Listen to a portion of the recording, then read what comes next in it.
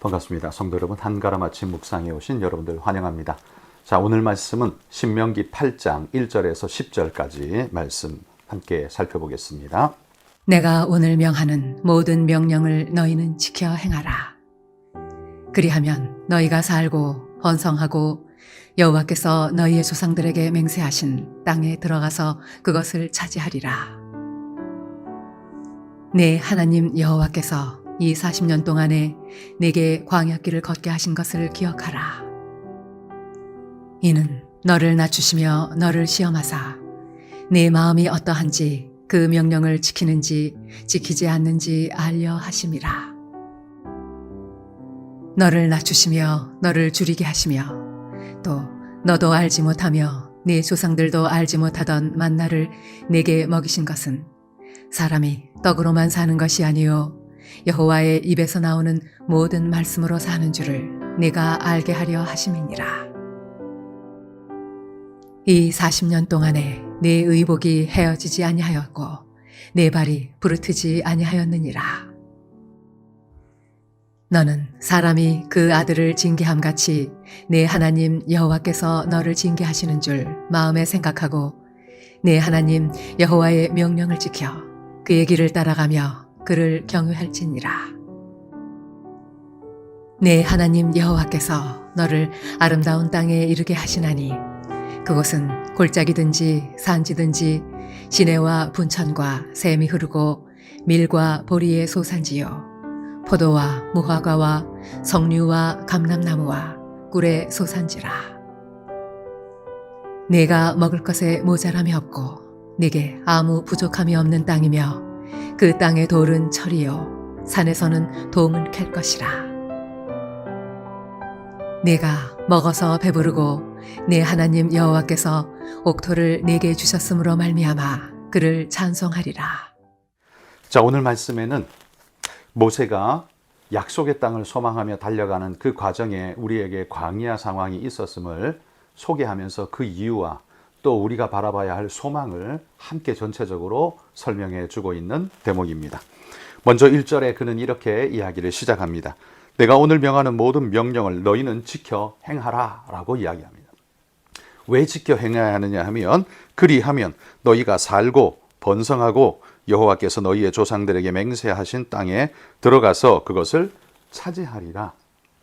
그들의 삶의 소망과 그 바램, 꿈꾸는 모든 것이 어디에서 이루어지느냐 하면 하나님의 말씀을 순종하고 그분과 함께 할 때 우리 삶의 축복으로 이루어지게 된다는 사실을 강조하고 있습니다.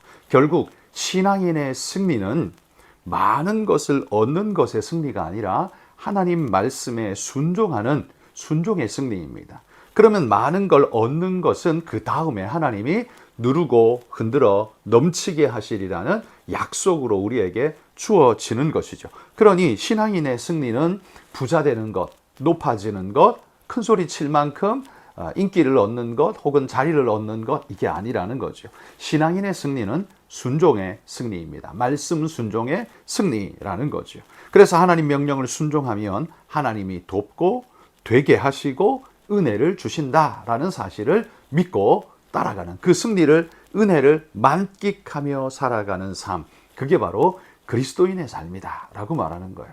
순종하지 않으면 어떻게 될까요? 날마다 어렵고 유혹받고 무너지고 쓰러지는 자신을 경험하게 되죠. 그러면 나 믿어봐야 필요 없네, 쓸모 없네 라는 소리를 우리는 하게 되는 겁니다.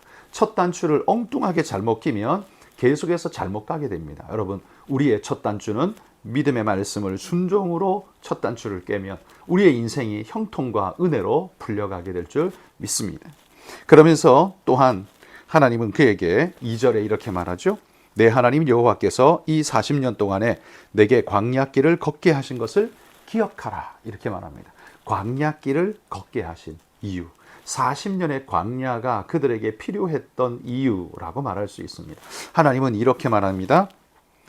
이는 너를 낮추시며 너를 시험하사 내 마음이 어떠한지 그 명령을 지키는지 지키지 않는지 알려 하심이라. 하나님이 너희를 시험하고자 하심이라 라고 이야기합니다. 그러니까 광야 40년의 이유는 뭐냐 하면 너희들의 신앙 테스트였다라는 이야기죠. 순종하는지 아니하는지 하나님은 보기를 원했다라는 거죠. 이건 보기를 원한다는 건 너희가 진짜 순종하는지를 확인하고 싶다라는 거죠. 그러니까 이거는 하나님이 몰라서라기보다는 하나님은 그들을 훈련용으로 분명하게 그들을 테스트하기를 원하셨다라는 거죠. 그 테스트 과정이 단순히 잘하는지 안 하는지만 보는 걸로 끝나는 게 아니라 그 과정의 모든 일들을 통해서 그들을 신앙화시키는 작업을 하나님이 이 광야에서 하셨죠. 그래서 하나님은 그 뒤에 나오는 말씀에 보면 광야에 있었던 너희에게만 주셨던 하나님의 특별한 은혜가 있다라고 이야기합니다. 이 광야가 없었으면 그런 은혜를 너희는 경험하지 못했을 텐데, 이런 훈련을 받지 못했을 텐데, 이런 광야가 있었기에 너희에게 이런 특별한 은혜, 특별한 경험을 너희가 하게 되었다라는 거죠. 그래서 광야가 잘못되고 쓸모없는 게 아니라 의미 있는 우리에게 주어진 훈련의 시간이었다라는 거예요. 그러면 우리에게 주신 특별한 은혜가 뭡니까? 3절에 보면 너를 낮추시며 너를 줄이게 하시며 또 너도 알지 못하며 내 조상들도 알지 못하던 만나를 내게 먹게 하신 것. 만나를 경험한 것은 지구상에 단 광야 40년 동안의 이스라엘 백성밖에 없었습니다. 그 이전도 그 이후도 그 누구도 만나를 경험한 사람은 단 한 사람도 없습니다. 오직 광야에 있었던 그들에게만 내려주신 하나님의 특별한 은혜라는 거죠. 그러니까 여러분, 광야의 어려운 시간이 고통스럽고 힘겨운 시간이기는 했지만, 그러나 하나님의 독보적인 은혜를 경험하는 기회가 되었다는 측면에서 그 시간은 우리에게 참으로 의미가 있었다. 하나님을 직접 경험하고 하나님의 은혜를 만나는 진짜 의미 있는 시간이었다라고 말할 수 있는 거죠. 물론 그 고난의 순간만 놓고 보면 정말 괴롭고 싫겠지만, 모든 걸 지나놓고 회상해서 돌아볼 때는요, 그 시간이 너무 아름답고 귀한 시간인 거예요. 꼭 필요한 시간인 거예요. 금메달을 딴 올림픽의 선수는 태릉 선수촌의 그 어려웠던 시간이 고통과 눈물이기는 했지만 그것이 꼭 필요한 시간이었다는 걸 너무나 잘 알고 감사하는 것처럼, 여러분, 광야의 시간도 우리에게 그렇다라는 거죠. 여러분, 광야의 이 어려운 테스트, 힘겨운 시간, 이걸 왜 내게 주십니까? 라고 우리는 탄식할 수 있지만, 사실은 그 광야의 시간에 있었기에 그들만이 독보적으로 하늘의 만나를 경험할 수 있는 하나님의 놀라운 은혜를 경험하는 축복을 얻었다라는 거죠. 그뿐만이 아닙니다. 4절에 보면 이렇게 말합니다. 이 40년 동안에 내 의복이 헤어지지 아니하였고 내 발이 부르트지 아니하였느니라. 40년 동안요, 의복이 헤어지지 않고 그 다음에 네 발이 부르트지 않는, 40년 동안 걸었는데도 네 발이 부르트지 않는, 그러니까 하나님의 철저한 보호와 인도가 있었다는 사실을 강조하는 거죠. 40년 광야길이면 너덜너덜해질, 다 헤어질 그런 상황 아니겠습니까? 발이 부르트고 상처가 나고 어려울 상황 아니겠습니까? 그럼에도 불구하고 그런 일을 겪지 않도록 하나님께서 특별한 은혜의 보호를 하셨다라는 특별한 은혜의 경험을 그들에게 하게 하셨다는 거예요. 그러니까 광야의 생각만 해보면 굉장히 어렵고 힘들고 고통스럽고 느낌이 들지만 오히려 하나님의 은혜를 더 경험하는 시간이 되었다는 거예요. 여러분, 우리도 어려운 일을 만날 때, 그 인생의 터널을 지날 때 정말 힘들고 어려웠지만 지나놓고 보니까 그 터널의 시간 속에 하나님이 깜깜한데 보이지 않는데 내 손을 꼭 붙잡고 나를 그 빛 가운데로 계속 끌어내 오셨던 걸 느끼고 경험하는 때가 있지 않습니까? 그러셨군요, 하나님.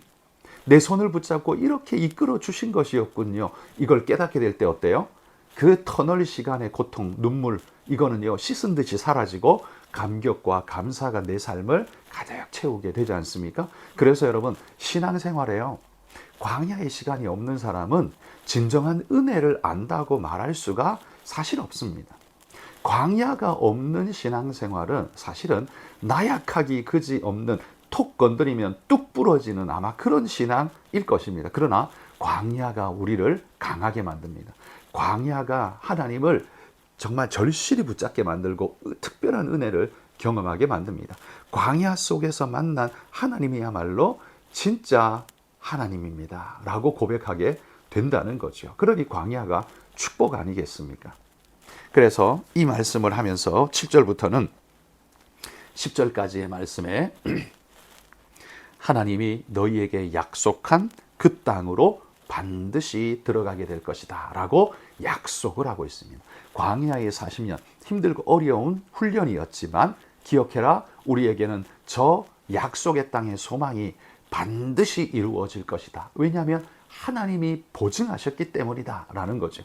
그래서 이 광야길을 걷고 있는 이스라엘 백성, 모압 땅에 이르는 그 백성들은 지쳐 쓰러지지 아니하고 새 소망으로 일어날 힘이 있는 겁니다. 여러분, 그리스도인에게 천국의 소망이 없다면 이 힘들고 어려운 광야 같은 오늘을 우리가 어떻게 넉넉히 이겨낼 수 있을까요?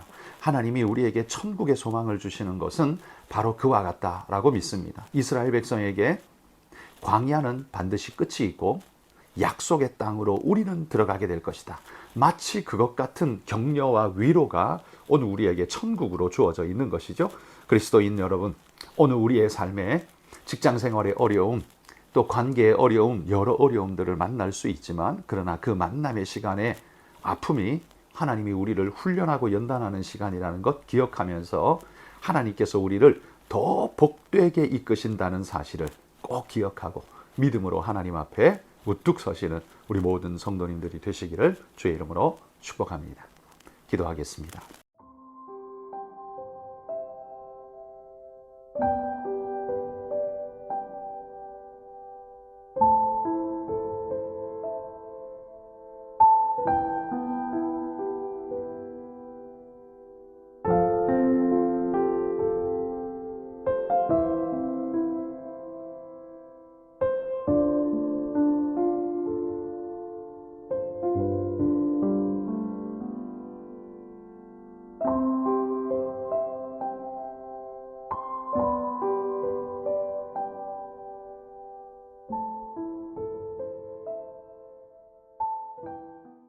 하나님 감사합니다. 오늘도 우리 하나님의 귀한 은혜와 은총을 기대하고 갈망합니다.